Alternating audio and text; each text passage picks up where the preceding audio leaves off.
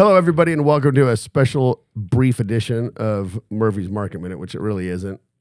It's actually just my media director and friend, Tanya Jones.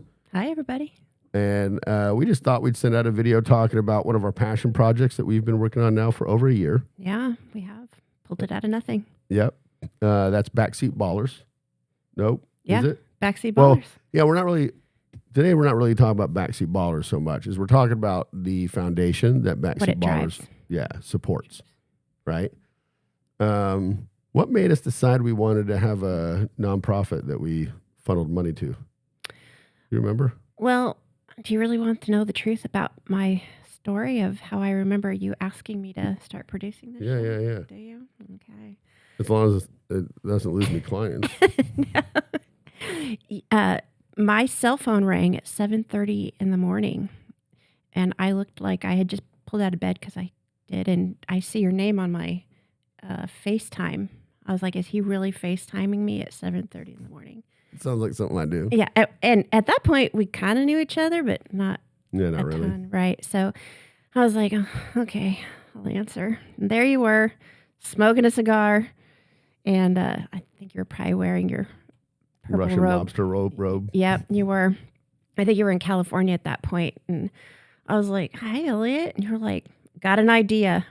And you said you'd been thinking about it for a while, just helping out a great charity, and you had met, the founder and Ryan Christopher, who owns some Smoothie Kings in Shawnee, and he does the Huddle Mastermind.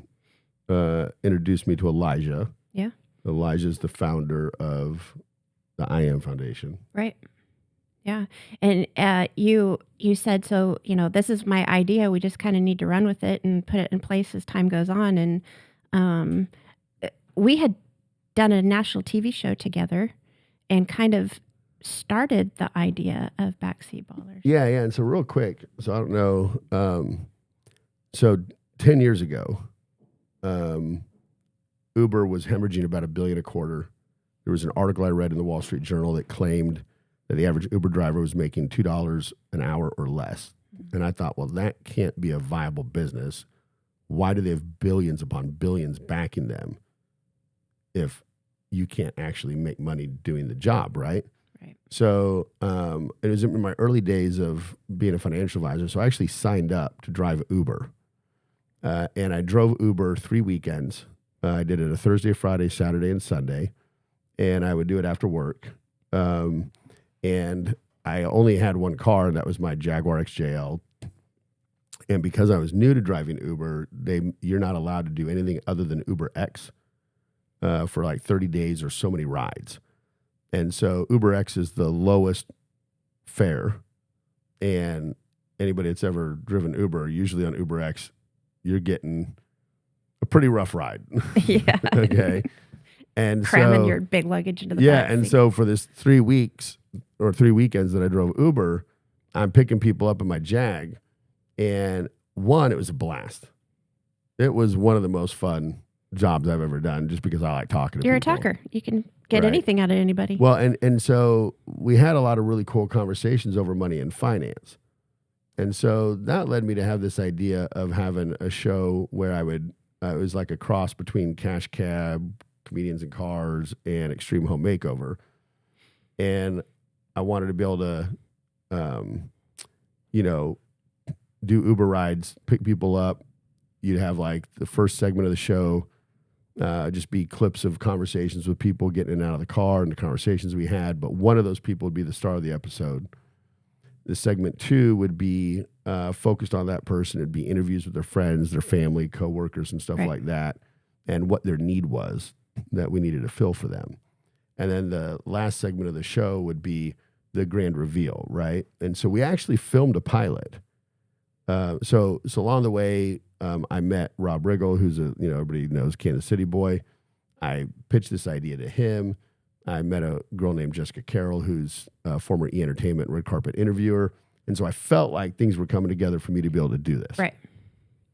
And I wanted to call it Rideshare. And we had this amazing girl, Glenn, on for the pilot. We filmed the pilot. But in the course of that, I came to realize this was beyond a full-time job. Like I needed a team of 20 people, Yeah. hundreds of thousands of dollars, and time I didn't have. Yeah. So I kind of tabled it. Well, and then I actually started to try and figure out, well, how could I take the core of that and make it more in alignment with my core business? So then I had the idea, what if I picked up business owners? What if I offered a ride to business owners, maybe when they need to go to the airport or something, so we had time, Yeah. and I would drive them for free to the airport in exchange for them signing a waiver to allow me to put the video and the conversation online. And because, I have a number of business owner clients that we help with, and I thought this would just be cool to, I love entrepreneurship. And I thought, how cool would it be to build a catalog of people who have been there and done it, and the stories of what they've gone through, the lessons they've learned. How they bled, how they... Yeah. I mean, and and maybe for people who are trying to come up and do it, they would be able to get value out of it. But business owners' family might get value out of hearing these stories that maybe they've not heard before. Well, more than likely, unless they're sat down and asked particular questions, they have never told their families these stories, right? A lot of businessmen, entrepreneurs, they keep those things to themselves. Oh, we really do. Yeah. And we really do. What a gift it is to give your family, or even people watching it, knowing that, they just didn't build this business out of thin air, that it was easy for them, that it was hard.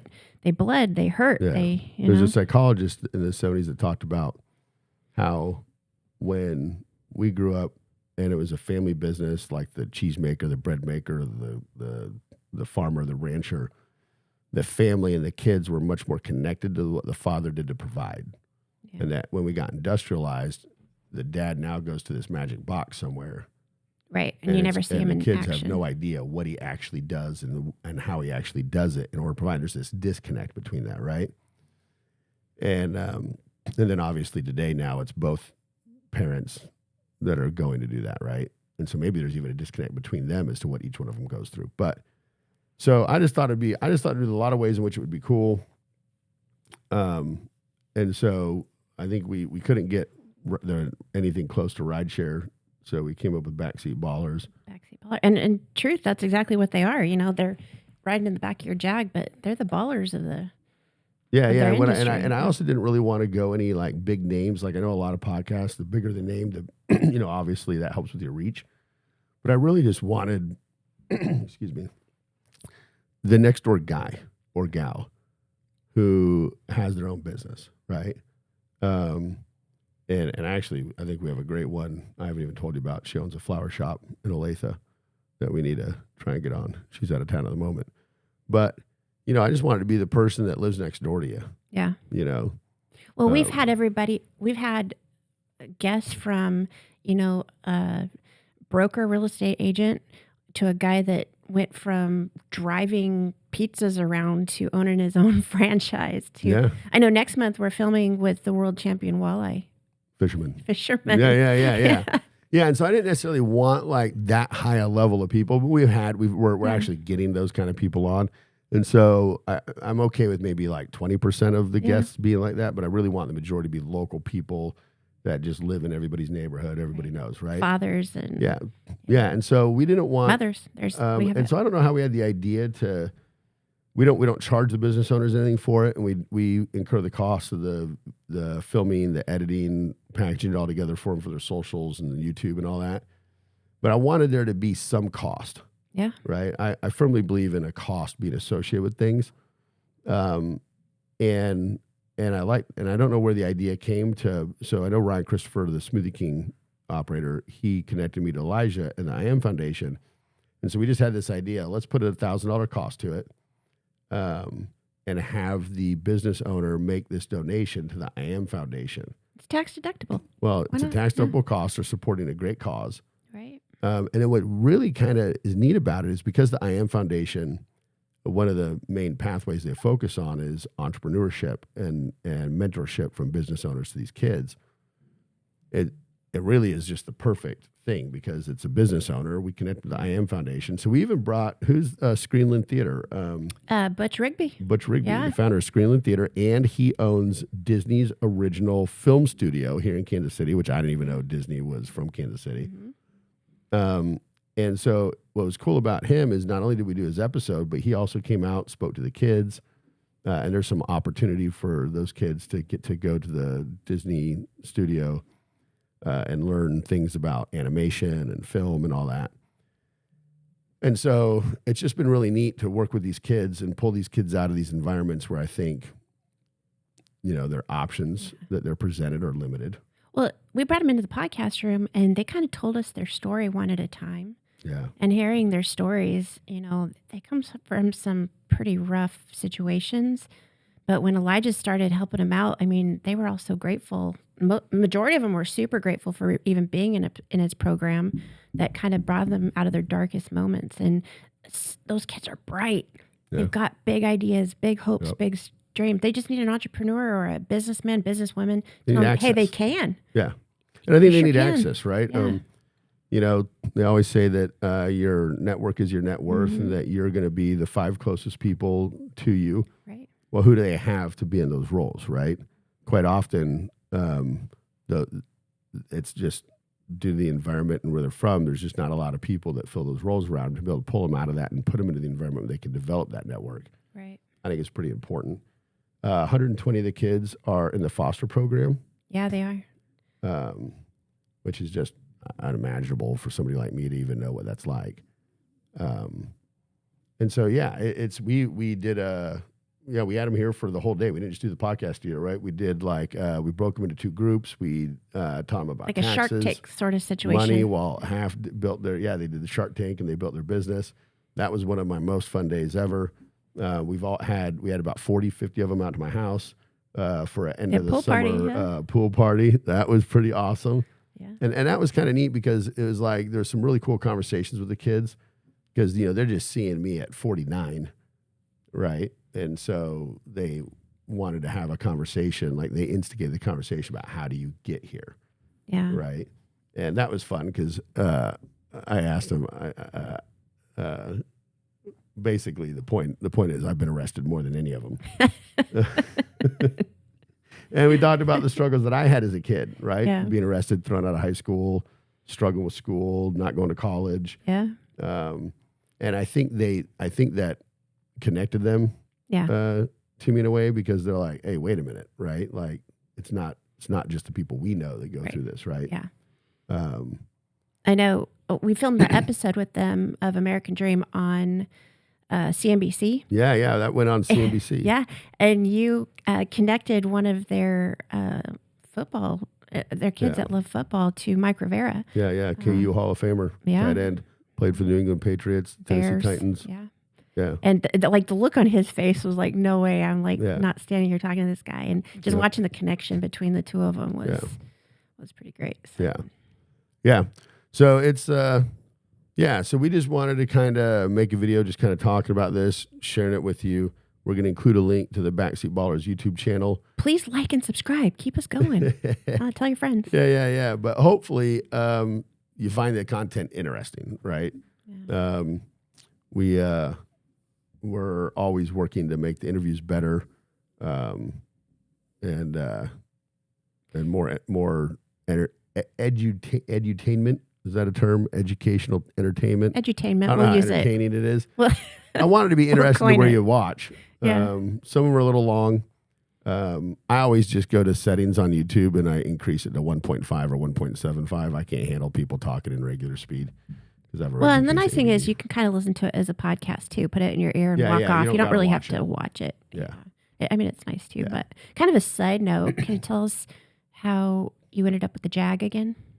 Well, yeah. So the Jag was the car I was driving when I first drove for Uber over a decade ago. And I'm a little sentimental about things. So when we were going to do this show again, I don't know why, I just wanted to. So I tracked the car down, reached out to the guy that had bought it from me and went from there and bought it back. I think I got it for $11,000. That's awesome. Cars are depreciating assets. Yeah, exactly. And so it is fun to do the show in the car that I had the idea for. And of course, it's a very old Jag with 120,000 miles on it, so it's not the most dependable thing in the world. So there's some episodes where I'm not in the Jaguar and other cars because it's in the shop. So That's all right. there's a joke. Do you know why the British drink warm beer? Because the same company that manufactures the Jag also makes the refrigerators. Doom, doom, doom. So yeah, so check out the channel. Like we said, there's a lot of different episodes. Hopefully you can just scan through and see which ones might be interesting to you. Refer us. We'd love to hear from your, If your ideas. Oh, we would love if you know people who have been in business and they got $1,000 they're willing to donate to an amazing foundation that works with kids. Please refer us. We're always looking for more guests to have on the show. It's like every one of these has a unique and amazing story. I think the craziest one we had, you mentioned a couple, is Rocky Malloy. And Rocky Malloy, when he was 25 years old, such a cool guy, was running drugs for the cartel in Mexico in order to raise capital to buy weapons to arm the Mexican people so they could defend themselves against what he viewed as an unjust government. Tried, convicted, and imprisoned. Yes, he got arrested, convicted, and imprisoned for the attempted overthrow of the Mexican government. We just had dinner with him. It was great. Yeah, no, the guy's amazing. Looks like a James Bond villain. And now he runs the International School Chaplains Association. He's trying to put chaplains in every school in America. 43,000 chaplains in 33 different countries. Yeah. So got a great story. Watch that one. Apparently, whatever that guy does, he does big. He does, right. Wrote a book. Go check out his book. Yeah. It's guy's pretty amazing. Yeah. I think we just got done dropping one about a gentleman that went from prison, in and out of prison, to making $3 million is what, second year? Yeah. Literally, business? I think his second year, he hit the 3 mil mark. Yeah. Or no, I think he went like 300 to 1.2 to 3. He went from 3,000 to 3 million. Well, he went from prison to 3 million a year. So let's just put it that way. Yeah. It doesn't matter what amount of time you did it. That's amazing. Yeah. Yeah. These legacy pieces, I think that's, not only do they get to give to this charity, but they get a great legacy piece for their family that they'll always have. So I know I'm pretty excited to have one in our family. So yes. Yeah. Yes. Absolutely. So anyways, we just wanted to kind of drop this video, share this with you guys, make you aware of what we're doing. And to be honest, it's all of you guys that make it possible. Absolutely. For us to, do this. So very heartfelt thank you from me to you. For me too. And we hope you like it. Peace out. See ya.